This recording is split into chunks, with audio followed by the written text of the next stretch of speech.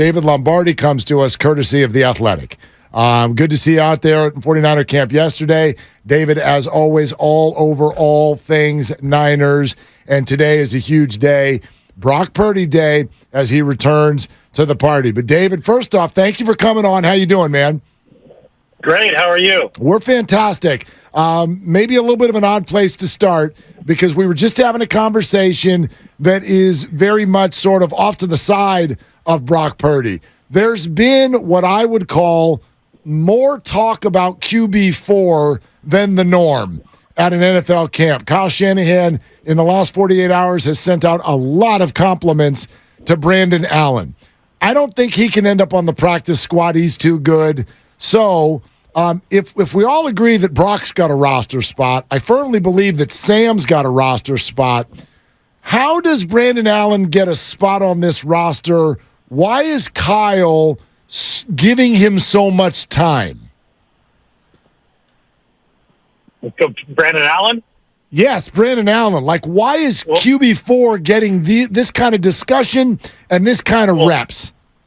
Well, he took reps only with the third team today, and, I mean, you just look at what happened to the 49ers last year. They literally ran out of quarterbacks. They need as robust and strong of a room as possible. You just saw Joe Burrow go down with an injury today. Guess who his backup last year was? It was Brandon Allen. So the 49ers, I think they feel they're in an extremely fortunate situation to have the former Cincinnati number 2 as their number 4 right now. They want option power in the quarterback room. Option power can give you a lot of things. One of the things it can obviously give you is leverage at the cutdown deadline because other teams might be needing quarterbacks. More Joe Burrow-like situations might happen over the course of training camp and then the preseason. So if you have option power, you might be in a position where you can wheel and deal. But I think the 49ers, first and foremost, are looking to stack this room so that they can insulate themselves in the event of catastrophe, and that catastrophe did hit last season. So, yes, if everybody remains perfectly healthy between now and when they cut down the roster at the end of next month, it is likely that the 49ers don't have an option out of these 4 quarterbacks to land on the practice squad because Brandon Allen was a number 2 last year, and he's probably good enough to be at least a number 3 somewhere else. But we're not at the roster cutdown deadline yet. So you shouldn't just let go of a good football player just because you want to let go of him, just for fun. You're not going to do that. You're going to try to keep as many of the players at the most important position as possible on your roster for as long as you possibly can. Last year, the 49ers did that with Jimmy Garoppolo, ended up being the right move. They benefited tremendously from that. And this year, they're going to try to maintain as much quarterback capital as possible for as long as possible, and that's what they're doing with Brandon Allen. And from QB4, we go to QB1, who made his preseason practice debut today. What did you see from Brock Purdy in terms of the arm strength and just how he looked in his first day back out there? Well, I think that the first thing that you look at and what you really want to make sure, happens, with success on that first day is you want to see the throws. You want to see the arm strength. He's coming off of elbow surgery, right? So you're worried about a weak arm. You're worried about a lack of velocity. And none of those things was true with Brock Purdy. He actually overthrew Brandon Aiyuk, or he overthrew Deebo Samuel, and he overthrew Juwan Jennings. He threw one a little bit high to Brandon Aiyuk, but it had a lot of mustard on it, and Aiyuk climbed the ladder to go get it. So from a physical standpoint, Brock Purdy looks like he has his velocity back. It looks like he's got the throwing depth back, and that's what the 49ers really wanted to see on day one. They also expected to see some rust, and they got plenty of that. He was only 3 for 10 today. He threw an interception to Deshaun Gibson. The timing was a little bit off. I mean, it was what you would expect for a quarterback who has not run an 11-on-11 practice in 6+ months, right? So that was what happened with Brock Purdy today, but I think it's really, really important to keep the big picture in mind. And the big picture is that he had surgery on March 10th. The fact that we're talking about him throwing too high or throwing too deep on July 27th with no restrictions in training camp, I think is remarkable. It's been only 4.5 months since the surgery, and Purdy was back out there. So the next step is knocking off that rust. David Lombardi, all over the 49ers for The Athletic, is with us here on Willard and Dibs 95.7 The Game. So let's talk about that a little bit more, what you just discussed. Because it's 4.5 months, and because so many people were told this is a 6-month injury, you heard a lot of people start to whisper today, gosh, it feels like they're rushing him back. What would you say to someone who says this feels rushed? Well, anybody who says this feels rushed is pretending like they know more about this than the top elbow specialist in the world, probably, and Keith Meister, at least as far as UCL surgeries go. Dr. Keith Meister cleared Brock Purdy to return. So I don't know of any authority that's better suited to speak on the subject than Meister. By the way, in case you need to know his credentials, he's a team physician for the Texas Rangers, so he specializes in these UCL injuries since we see them a lot in baseball. And Meister conducts so many Tommy John surgeries, so many internal brace surgeries. Purdy underwent the internal brace technique. And then the main physical therapist who oversaw the rehab process is Keith Coker. He's based down in Arizona.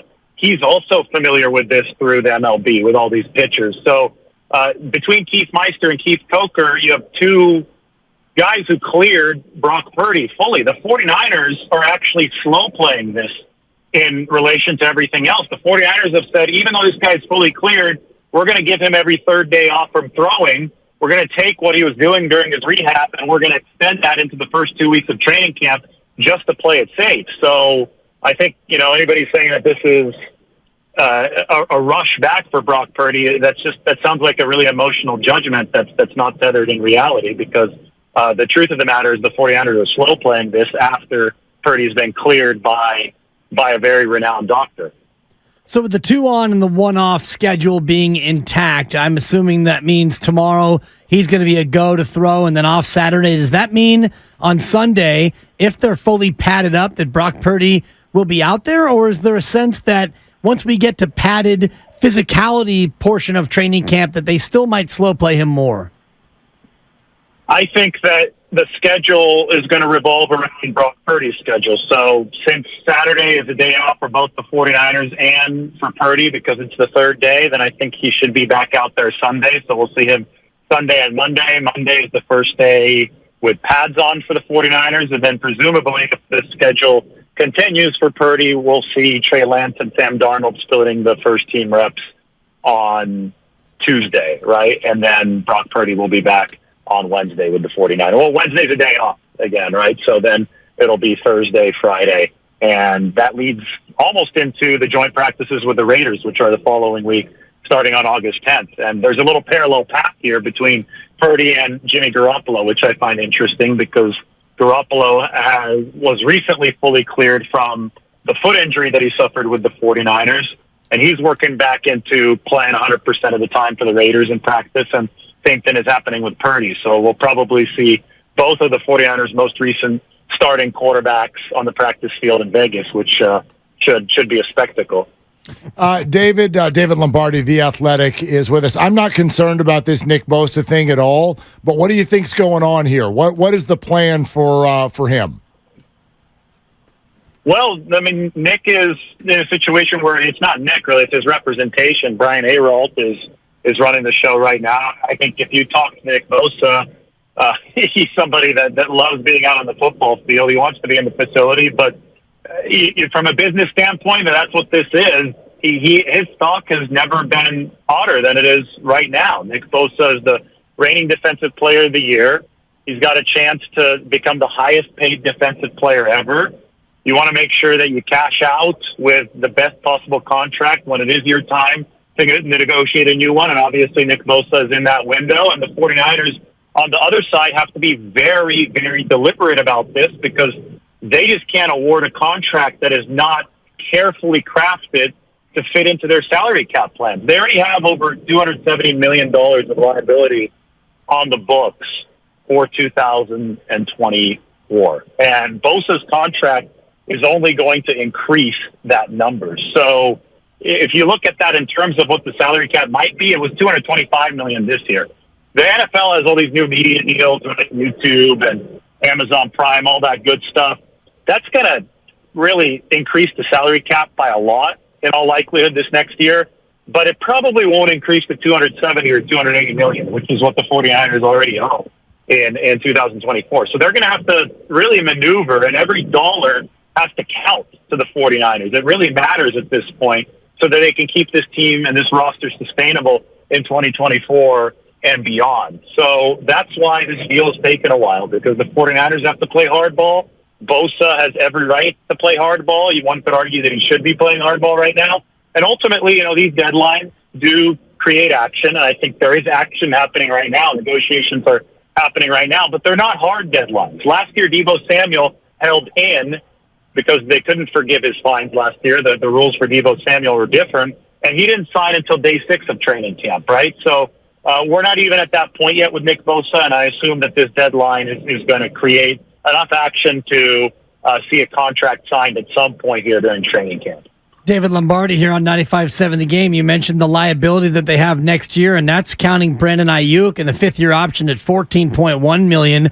How much can he play his way into the financial stratosphere based on what we've seen through 2 days of camp, David?